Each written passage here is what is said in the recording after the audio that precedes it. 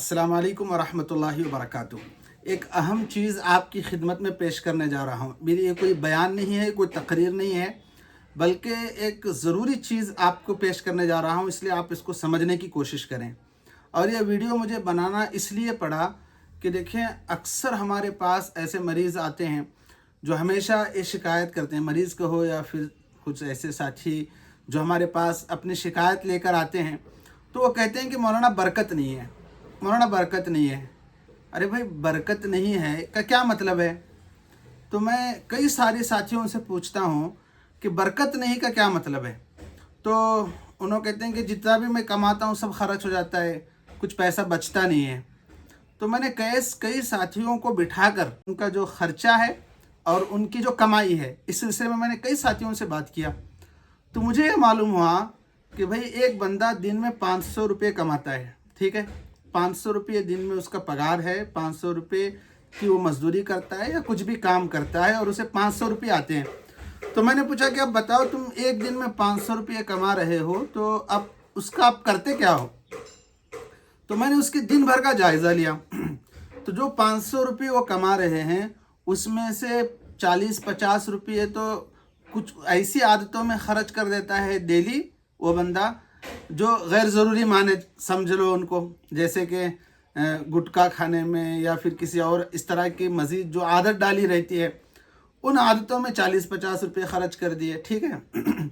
अब 450 रुपये बचे। अब 450 रुपये में फिर शाम में हज़रत को चिकन कबाब चाहिए, ये चाहिए, वो चाहिए।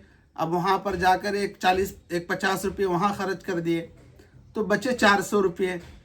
और 400 रुपये में से अब फिरने के लिए गाड़ी चाहिए, अब गाड़ी में एक 50 रुपये चले गए, तो उसमें बचे 350 रुपये। यानी मैं ये बताना चाह रहा हूँ कि आप जो 500 रुपये कमा रहे हैं, आपके एक दिन में आप उसमें से 50% जो है फजूलियात में ख़र्च कर रहे हैं।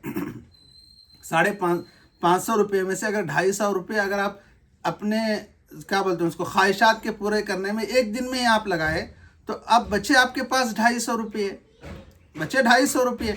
अब उन 250 रुपये में भाई आप अपने घर के अखराजात पूरी करना है, बीवी बच्चों के हुकूक अदा करना है, आना जाना है, सफ़र है, मेहमान नवाजी है, ये सारी चीज़ें आपको बकिया 250 रुपये में पूरी करना है।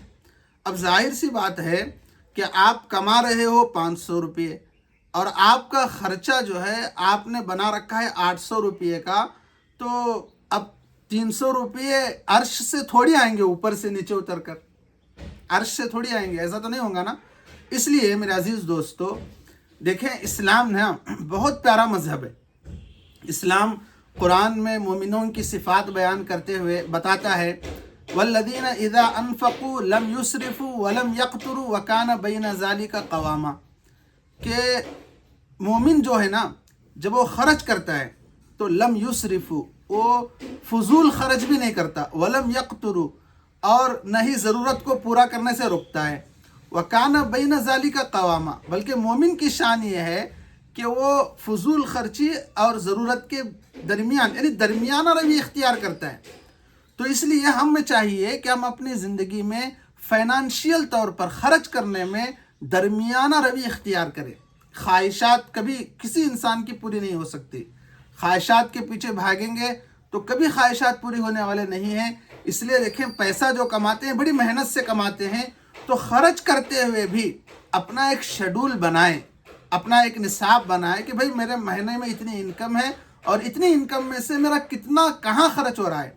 उनमें से जो फजूल हैं, जो गैर ज़रूरी ख़र्चे हैं, उनको रोकें, तब जाकर जो है इंशाअल्लाह, और साथ में जो है इबादत भी करना है, 5 वक्त की नमाज़ पढ़ना है, दुआओं का अहतिमाम है, अल्लाह से मांगना है रोज़ी में बरकत, अल्लाह रोज़ी में बरकत भी देगा। आप जो है 500 रुपये कमाएंगे, 800 रुपये ख़र्च करेंगे, तो बरकत कहाँ से आएगी भाई? कौन सी तावीज़ असर करेगी? बताओ, कौन सा अमल असर करेगा? तो ऐसा नहीं होता ना। तो बल्कि दुनिया दारुल असबाब है, यहाँ असबाब के तहत चलना पड़ता है। तो असबाब यही है कि अल्लाह ने कहा है कुरान में, इन्नल मुबज़्ज़िरीन कानू इख़वान अश-शयातीन, कि फ़ुज़ूल ख़र्ची करने वाले शैतान के भाई हैं। तो अपने आप को फ़ुज़ूलियात से बचाओ, अल्लाह ज़रूर बरकत देगा। उम्मीद करता हूँ कि मेरी ये मुख्तसर सी बात आपको समझ में आ गई होंगी। दुआओं की गुजारिश है। अस्सलामु अलैकुम वरहमतुल्लाहि वबरकातुहू।